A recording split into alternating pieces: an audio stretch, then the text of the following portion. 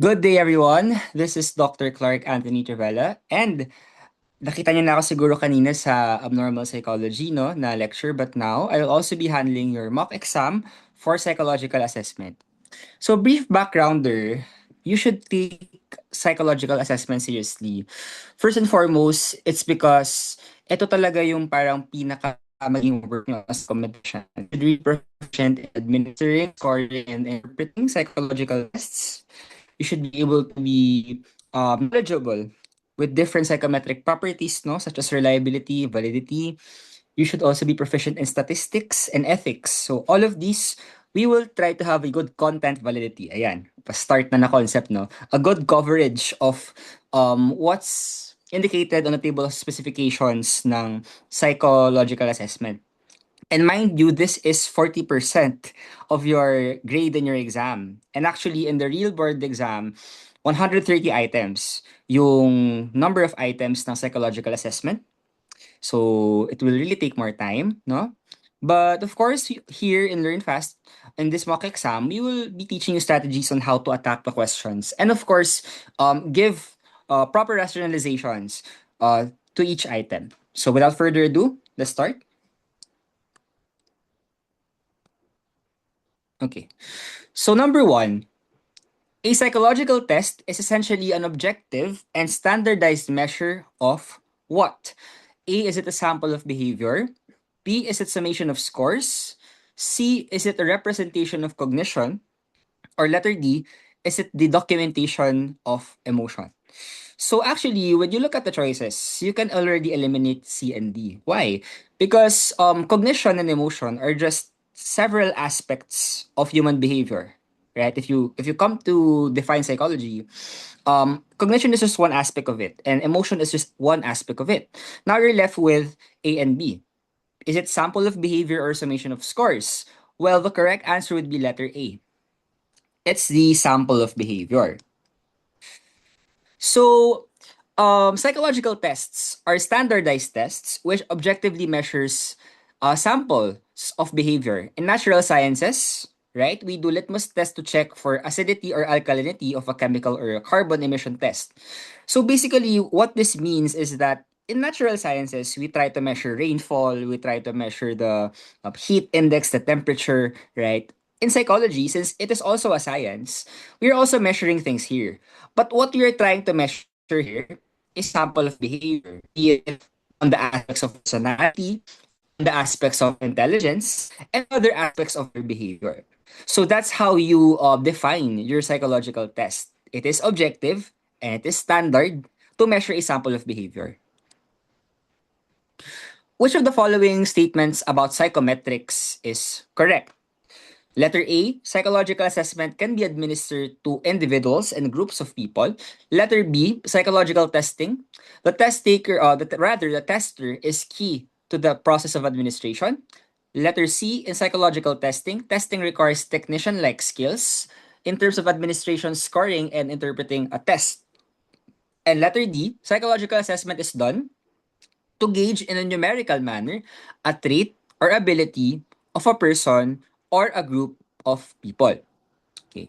So right now we're looking at which is the correct answer. So all of the rest of the choices here are wrong, right? So we need to have a background, no, on how we differentiate psychological assessment and psychological testing, right? When we say psychological testing, we are administering psychological tests. It could be individual psychological tests to either individual or groups of people, as compared to psychological assessment, where it is holistic. It's not just about the objective tests, it also includes assessment in terms of interviews of patients, observations of their behaviors, and we try to analyze these to be able to come up with a good diagnosis or a good treatment plan, right? So letter A would be wrong because this actually is a definition of psychological testing. It can be administered to individuals and groups. For assessment, you can only do it for an individual person. Okay, so for letter B, psychological testing, the tester is key to the administration of the test. No, actually, this is wrong because in psychological testing, the tester or the administrator of the test. is not key to the process. He or she could easily be replaced, di ba? Yung nag-administer ng test ninyo sa mga entrance exams ninyo, at sa NMAT ninyo, di ba? If nakapag-NMAT na kayo, pwede yung palitan. Kasi meron naman yung mga guidebooks, di ba? On how to administer. So they are not key to the process. As compared when you are under a psychological assessment, if you are the psychologist analyzing the different psychological tests and assessment methods, you are key to the process because it's a deeper analysis of behavior. So letter B is also wrong. Now, you're left with C and D. So, in terms of these two, no, actually the more correct answer would be letter C.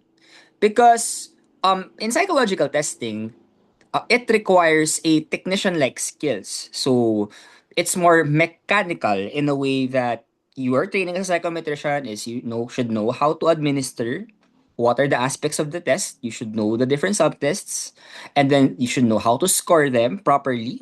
Of course, different personality tests and intelligence tests have different scorings, and of course, you need to interpret it well, right? Okay.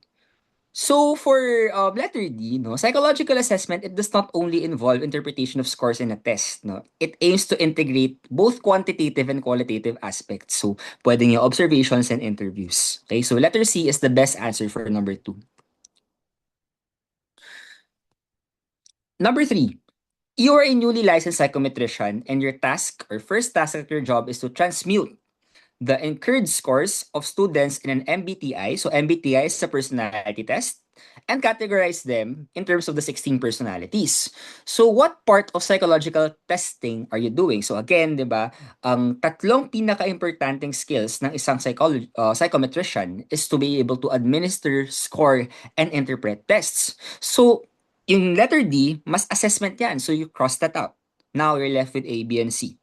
Is it administering, scoring, or interpreting? Of course, you already omit letter A, di ba? Because letter A, administration is more of how to administer, give instructions while taking the exam, proctoring the exam, right?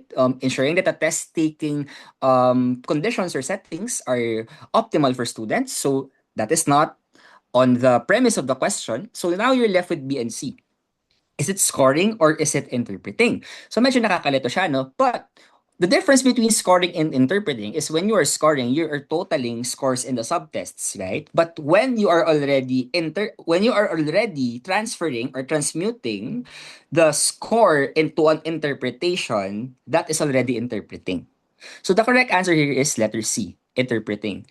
So again, administration involves preparing test materials, ensuring that there are no distractions, no, during exams, and that the condition is fit for test taking. You monitor test takers and give the correct instructions before the test taking. Scoring involves checking the answer and summing up scores, and interpreting is transmuting or interpreting the scores into a certain category, 'di ba? Kapag mga psychological tests na personality, you're categorizing it to a certain personality, or if it's an intelligence test, 'di ba?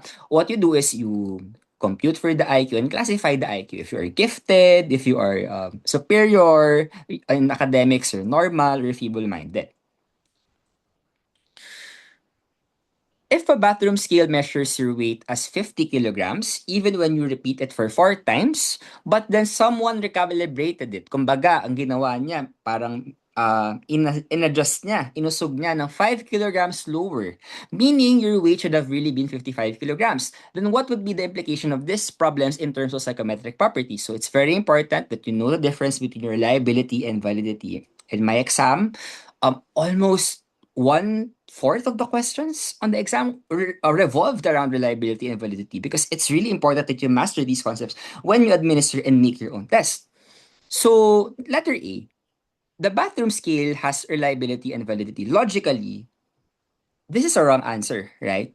Because you see that there has been a problem with the psychometric property. Okay, you weigh 50 kilograms, but then there's something wrong. There's an error on the measurement because someone recalibrated it. So obviously A is already wrong. Letter D is also wrong, right? Because for 50 to 50 kilograms, showing up on the measurement, it has been showing up consistently. So one property is correct and another property is wrong. So obviously, um, an item or an option with both no reliability and validity would not make sense, right? So now it's up to the two choices of B and C. So again, you need to differentiate what is reliability and what is validity. So actually, the correct answer here is letter B. The bathroom scale has reliability but has no validity. So ano ba yung ibig sabihin ng reliability?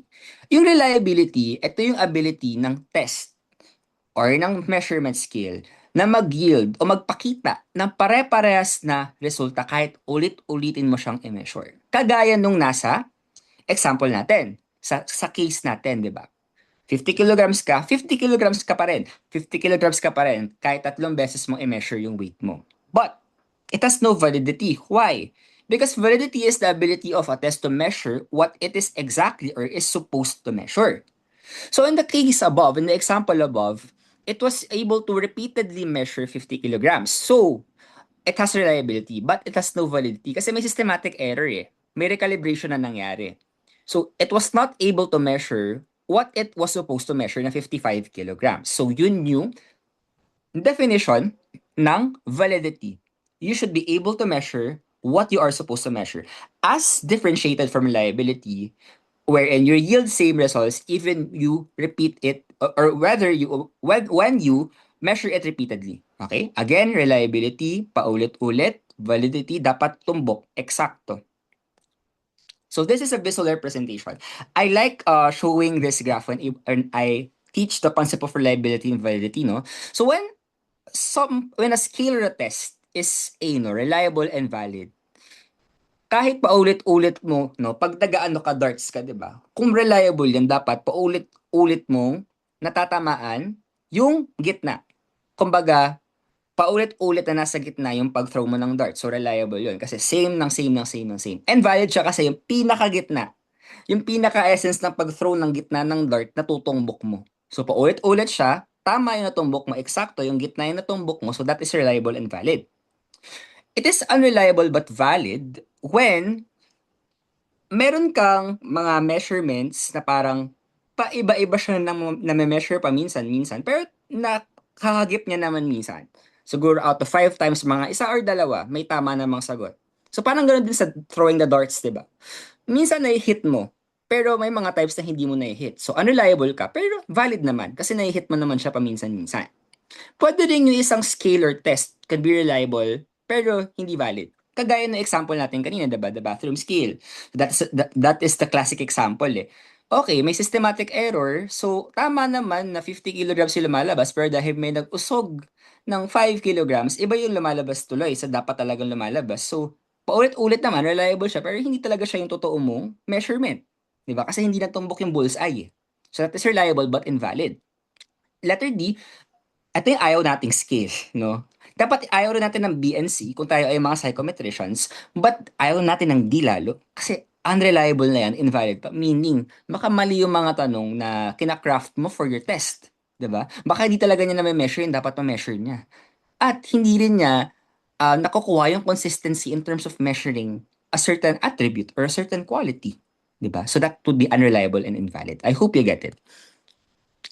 Number 5, the psychometric property referring to the practicality of a psychological test in a certain setting is called. So most likely you would not consider A and B, right? Because reliability is the consistency, repeatability of measurements, validity is measuring, being accurate, measuring what is supposed to be measured. Now you're down with C and D.